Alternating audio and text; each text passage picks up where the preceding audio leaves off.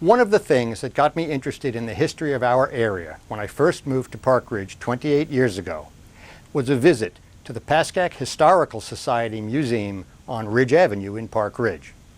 It's a wonderful museum with incredible artifacts and a great collection of photos and drawings and other memorabilia. The museum has changed a lot since I first saw it.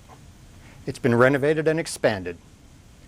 Let's go over there, take a look at it, and see what's happening in this, our first museum update segment.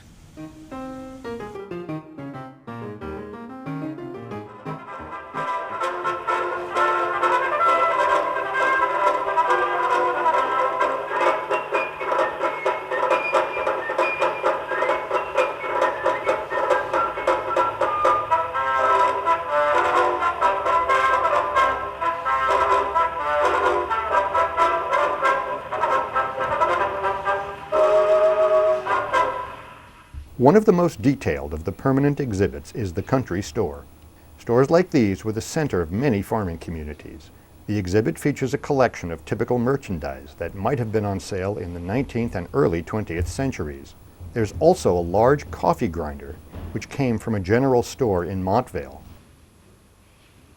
These stores often served several purposes, as the post office cabinet shows. The collection of bottles includes many of local origin, including the ones inscribed A. Block, which came from August Block's hotel, now the Emerson Hotel. Perhaps the most famous and unique exhibit at the museum is the original wampum drilling machine. The only one of its kind, this machine was invented in the 1800s by the Campbell brothers of Park Ridge. It was used to drill through pieces of conch shell to produce wampum, which was highly valued by the local Indian tribes for use as money and personal ornaments. The extensive exhibit features many beautiful examples of this early jewelry. In the late 1800s, a factory was opened in Park Ridge to produce typewriter ribbons and carbon paper. The growth in the use of early typewriters caused a boom in the ribbon business, and Mittag & Volger eventually became a worldwide company. The factory flourished throughout most of the 20th century, eventually being taken over by Burroughs Corporation, and then demolished to make way for condominiums in the 1980s. The exhibit features many examples of early typewriters and the supplies that were used with them.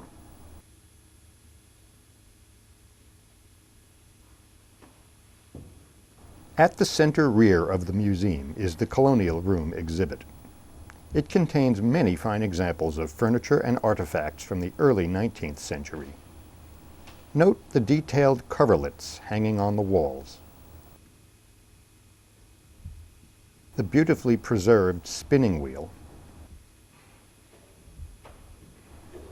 The old wood fireplace, complete with mantelpiece and early rifle. And the china cabinet, featuring some wonderful samples of the dinnerware of the time. To the left of the Colonial Room is the very different Victorian parlor. In place of the rustic furnishings are the elegant trappings of the Victorian age.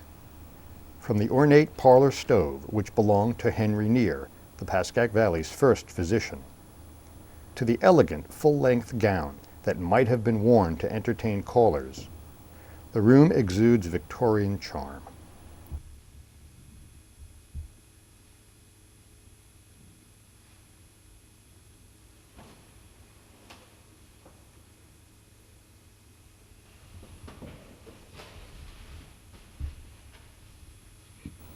Don't leave the museum without seeing the 19th century workshop of Garrett H. Benta, a local carpenter and cabinet maker. The extensive and mystifying collection of tools gives us an idea of the skill the early craftsmen put into their creations. Power tools were far in the future, but the two early drill presses showed that ingenuity was certainly not lacking.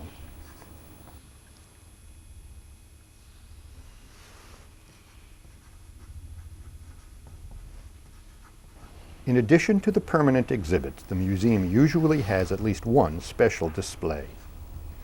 Currently, the large central display case features a collection of military uniforms and artifacts from wars both long ago and painfully recent.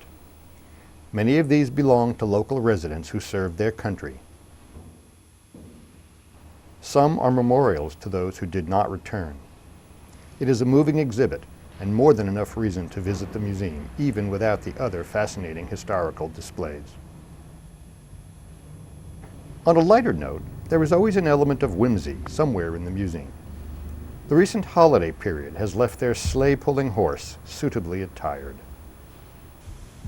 I recommend that you visit the museum yourself. It really is a wonderful experience. And while you're there, pick up a copy of their new book, Pascack Tales 2, which features excerpts from their newsletter Relics over the last decade. In fact, why not become a member? For $35, you can support the museum and you'll receive Relics in the mail when it's published.